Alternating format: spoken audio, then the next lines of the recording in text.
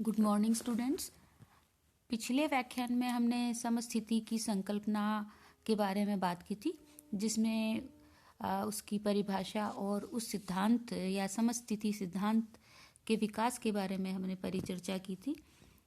सबसे पहले आज हम बात करते हैं समस्थिति किसे कहते हैं। जैसा कि हमने पिछले व्याख्यान में बात की थी कि परिभ्रमण करती हुई पृथ्वी के ऊपर स्थित ऊंचे क्षेत्रों तथा निम्न बेसिनों के मध्य भौतिक या यांत्रिक स्थिरता की दशा ही संतुलन है। यानी पृथ्वी के ऊपर हम देखें तो ऊंचे पर्वत, विषम पठार, समतल मैदान, सागरीय बेसिन अर्थात प्रथम, द्वितीय और तृतीय श्रेणी के उच्चावच अवस्थित हैं और इन सभी उच्चावचों के मध्य तीव्र रूप से घूर्णनशील तथा परिभ्रमण करती हुई पृथ्वी के ऊपर ये सभी भूखंड जो है एक नियम के तहत संतुलित हैं, या हम कहें इनके मध्य स्थिरता पाई जाती है। ये सभी भू आकृतियां जो हैं ये स्थिर हैं और इनकी जो स्थिरता जो है इसको हम, या एक समान खड़ा होना जो है, इसको हम समस्थिति के नाम से जानते हैं। तो कहने का मतलब ये है कि महाद्वीप, महासागर, पर्वत, मैदान की तरह जितने भी भूपटल हैं उनमें और जो नीचे धंसे हुए भाग हैं उनके मध्य संतुलन की स्थिति समस्थिति कहलाती है। इस स्थिति के बारे में सर्वप्रथम जो ये परिकल्पना जब आई कि जब अक्षांशीय निर्धारण किया जा रहा था, खासकर हिमालय की तलहटी के अंदर जब अक्षांशीय निर्धारण हो रहा था, तो ये दो विधियों के द्वारा किया जा रहा था। जो एक तो पहला था खगोलीय निरीक्षण और दूसरा था त्रिभुजीकरण विधि। जब दोनों विधियों के निर्धारण करने के बाद दोनों का परिणाम देखा गया, तो परिणाम में अंतर आया। वैसे हम देखें तो दोनों विधियों का परिणाम एक समान रहता है, तब उस स्थान का अक्षांश निर्धारित होता है। लेकिन हिमालय की तलहटी में जब कल्याण और कल्याणपुर नामक दो स्थान या दो आधार बिंदुओं का त्रिभुजीकरण व खगोलीय विधि में अक्षांशीय निर्धारण किया, तो दोनों विधियों के परिणाम में लगभग 5.236 सेकंड का अंतर आया था, जबकि ये अंतर नियम के हिसाब से 15.855 इंच आना चाहिए था। यानी ये अंतर कम आया और इस कम आने का जो अंतर है इसकी ओर ध्यान आकर्षित हुआ विद्वानों का। तो इसका कारण इन्होंने यह माना कि हिमालय जो है वो साहुल को कम मात्रा में आकर्षित कर रहा है।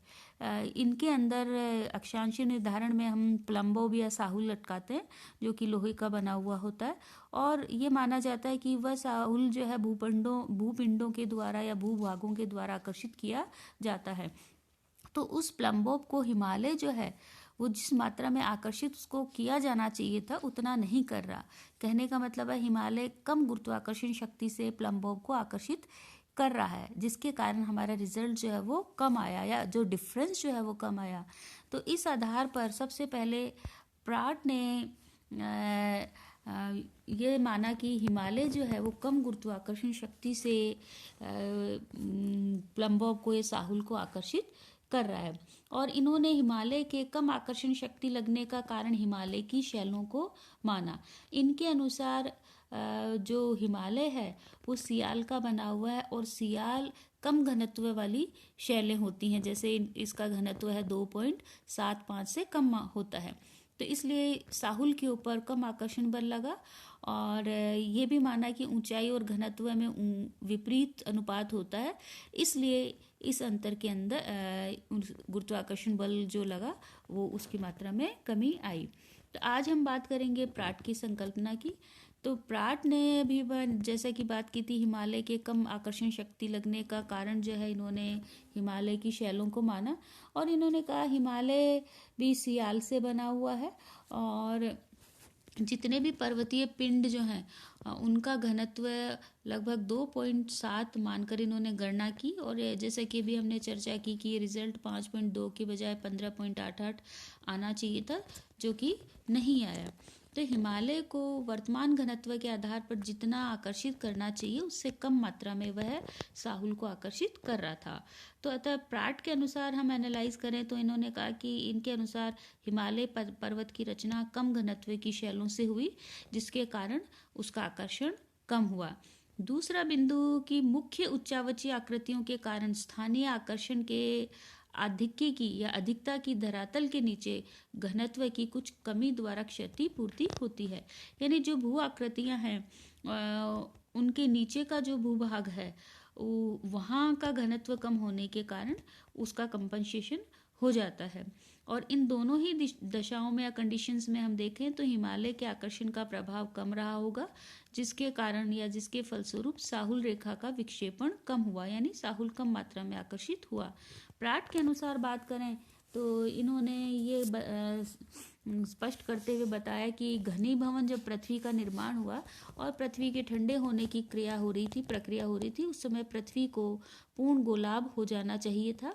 और जो क्रस्ट का निर्माण हुआ तो जो ठोस क्रस्ट बनी उसके पश्चात उसकी मोटाई में भी अभिवृद्धि के साथ साथ थर्मल एक्सपेंशन या तापीय प्रसार हुआ, जिसके फलस्वरूप ऊंचाई में वृद्धि होनी चाहिए थी या मोटाई में वृद्धि होनी चाहिए थी।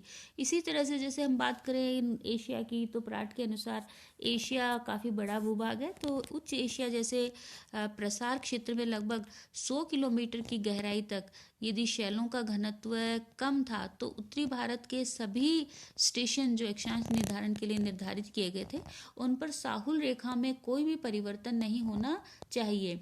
उत्तर में उच्च हिमालय तथा दक्षिण में विशाल जल हमारे महासागर है, हिंद महासागर है।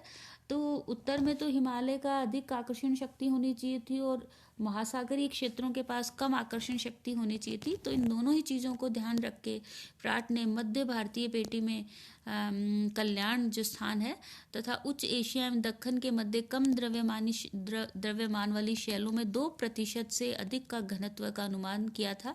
प्राट के अनुसार ऊंचाई एवं घनत्व में विलोम अनुपात होता है, यानी ऊंचाई अधिक होगी तो घनत्व कम होगा, घनत्व कम होगा तो ऊंचाई अधिक होगी। इसलिए क्षतिपूर्ति तल के ऊपर स्थल खंडों जितने भी हमारे लैंड मास हैं उनके घनत्व में अंतर होता है, लेकिन उनके नीचे एक लेवल ऐसा होता है उसके नीचे घनत्व जो है वो समान रहेगा। तो इस आधार पर प्राट ने कहा कि भिन्न घनत्व वाले समान गहराई के स्तंभ यानी column of uniform depth with varying density के सिद्धांत का इन्होंने प्रतिपादन किया।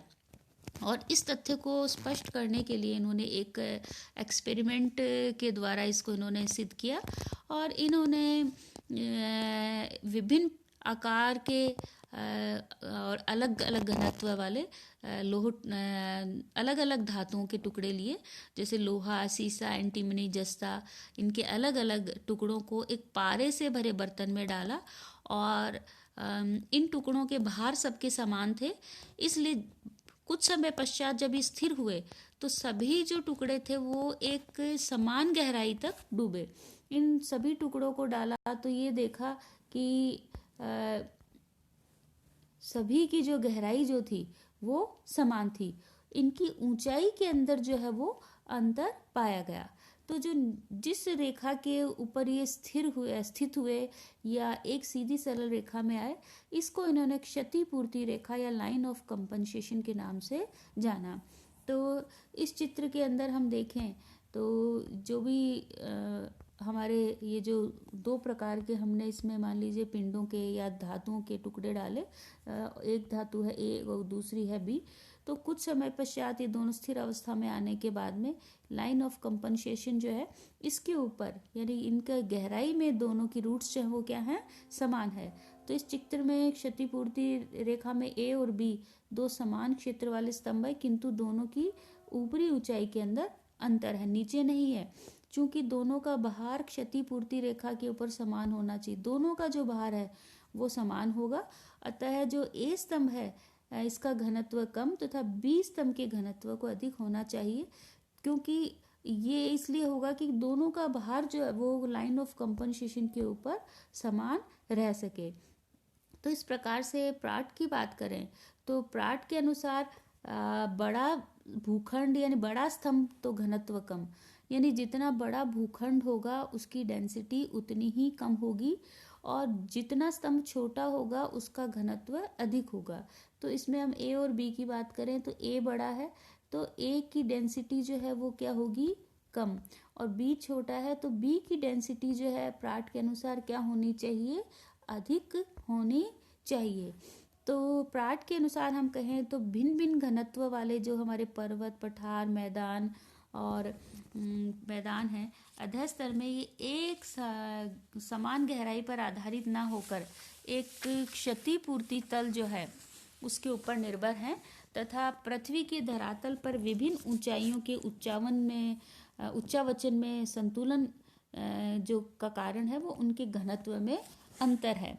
तो कहने का मतलब है ऊंचाई, प्राट ने कहा कि ऊंचाई और घनत्व की मात्रा में विलोम अनुपात होता है, यानी height inversely proportional to density, यानी ऊंचाई और घनत्व के अंदर विपरीत संबंध होता है।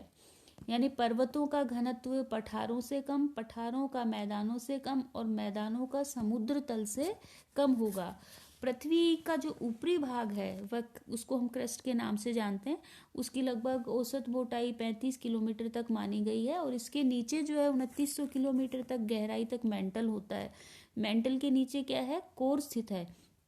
तो क्रस्ट और मेंटल का लगभग ऊपरी भाग जिसकी हम बात करें तो लगभग 65 किलोमीटर तक भाग, जिसकी कुल मोटाई हम मान लें 100 किलोमीटर, तो जिसको हम लिथोस्फीयर कहते हैं। तो ये जो लिथोस्फीयर है ये ठोस, कठोर, सुदृढ़ शैलों से बना हुआ है, और इसका ऊपरी भाग ग्रेनाइट शैल से और निचला भाग बेसाल्ट से। जो ग्रेनाइट शैल है उसका घनत्व लगभग 2.7 के आसपास होता है, जो बेसाल्टिक शैल है उसका घनत्व अधिक यानी वो भारी होती है तो 3 के आसपास होता है। तो महाद्वीप हमारे जो है वो ग्रेनाइट यानी हल्के तत्वों से, और महासागर जो हैं वो बेसाल्ट यानी भारी तत्वों से मिले हुए बने हुए हैं। तो इस प्रकार से हम बात करें तो जो मेंटल, नीचे का जो मेंटल है यानी लिथोस्फीयर जो है उसके ऊपर क्रस्ट जो है वो तैर रही है। तैरने का मतलब जहाज की तरह तैरना नहीं है, लेकिन उसमें मूवमेंट हो रहा है। और लिथोस्फीयर के निचले भाग जिसको हम पेरिडोटाइट लेयर कहते हैं, तो पेरिडोटाइट शैलों से बना हुआ है, उसका घनत्व लगभग 3.3 माना गया है। तो लिथोस्फीयर के नीचे एक ऐसा क्षेत्र है जो लगभग 100 से 300 किलोमीटर तक, जिसको मेंटल की ही परत है, और उसको हम एस्थेनोस्फीयर या दुर्बलता मंडल कहते हैं।